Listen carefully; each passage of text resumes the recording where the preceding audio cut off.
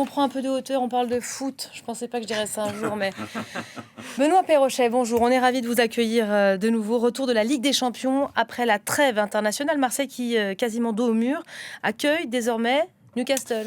Oui, parce que Marseille, avant cette 5e journée, se retrouve pour le moment du mauvais côté de la barrière, 25e et premier éliminé virtuel. L'OM et la Ligue des Champions cette saison, c'est une histoire aussi de frustration de ne pas toujours avoir obtenu les résultats qu'elle méritait. 3 points après 4 journées, des points perdus face au Sporting Lisbonne, face à l'Atalanta Bergame. On se souvient que même lors de leur retour en Ligue des Champions, leur premier match cette saison en Ligue des Champions, c'était face au Real Madrid.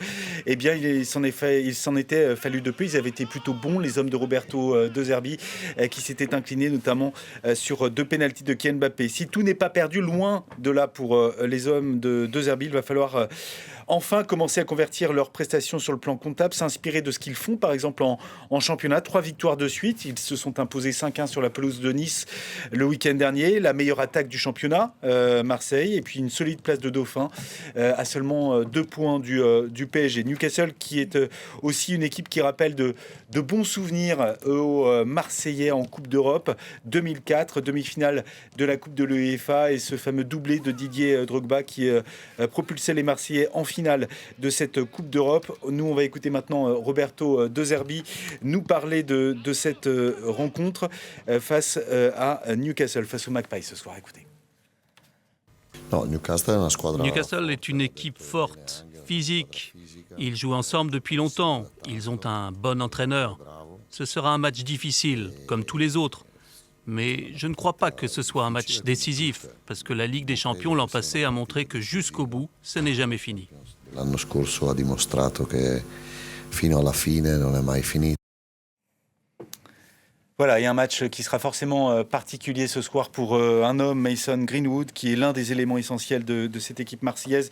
L'attaquant qui va disputer ce soir son premier match face à une équipe de Première Ligue depuis son départ de Manchester United. Celui Mason Greenwood, à qui on prédisait un avenir radieux, aussi bien chez les Red Devils qu'en sélection anglaise. C'est aujourd'hui un homme associé à un fait divers outre-Manche, janvier 2022. Des photos de sa compagne accompagnées d'un enregistrement audio d'une rare violence sont publiées par les tabloïds britanniques, enregistrement dans lequel on entend la voix d'un homme qui semble être celle du joueur et qui exige un rapport sexuel sans consentement. Après une longue enquête, les charges retenues contre Greenwood avaient été abandonnées, poussé dehors l'été suivant donc par Manchester United. Il a été ensuite prêté à Retafe avant de s'engager finalement avec Marseille en juillet 2024. Le couple a eu depuis un deuxième enfant, mais l'image de Mason Greenwood en Angleterre reste encore associé à cette histoire et c'est assez incompréhensible pour l'entraîneur marseillais Roberto De Zerbi que je vous propose d'écouter à ce sujet à nouveau.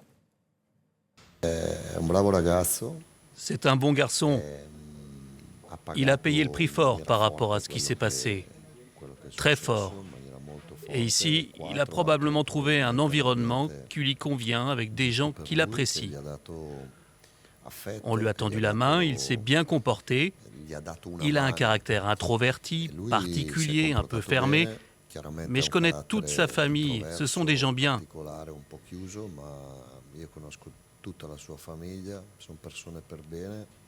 Ce qui s'est passé dans sa vie m'attriste, sans rentrer dans les détails, parce que je connais une personne différente que ce qu'on décrit en Angleterre. Soprattutto in Inghilterra è stata descritta. Voilà, ce sera donc une occasion pour Mason Greenwood de se rappeler à toute l'Angleterre ce soir, lui qui n'a visiblement pas abandonné tout espoir de retrouver un jour la sélection des Three Lions, même si à l'heure actuelle ça semble encore très très loin, si bien qu'il réfléchirait encore à porter les couleurs de la Jamaïque, le pays d'origine de sa mère, pour avoir une chance de participer au Mondial 2026. Un mot sur Newcastle, Elisabeth, et c'est loin d'être gagné pour Marseille, équipe très solide. Il se passe de moi aujourd'hui, je l'espère.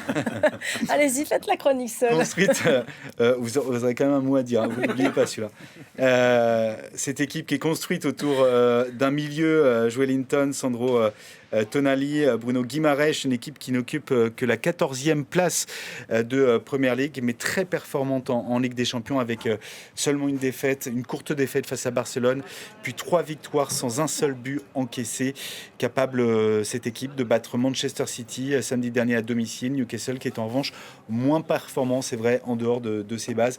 Les joueurs de Newcastle que vous voyez ici à l'entraînement sur la pelouse du Vélodrome, c'était hier soir. C'est marrant ça d'être meilleur en Ligue des Champions qu'en championnat national. Et c'est le contraire effectivement pour oui, ils sont peut-être pour Marseille. Ouais. C'est le contraire pour Marseille en tout cas. On a un Marseillais en plateau là ou pas? Non, Lyonnais. Pas du tout, un Lyonnais. Olympien lui aussi, mais de l'autre côté. Le reste des rencontres, Benoît, c'était mon intervention. Avec un choc ce soir à Stamford Bridge, Chelsea qui reçoit le Barça, deux équipes qui se tiennent au classement respectivement 12e et 11e, et le même nombre de points, une opposition qui promet un grand spectacle entre deux équipes qui savent marquer mais qui encaissent également beaucoup de buts.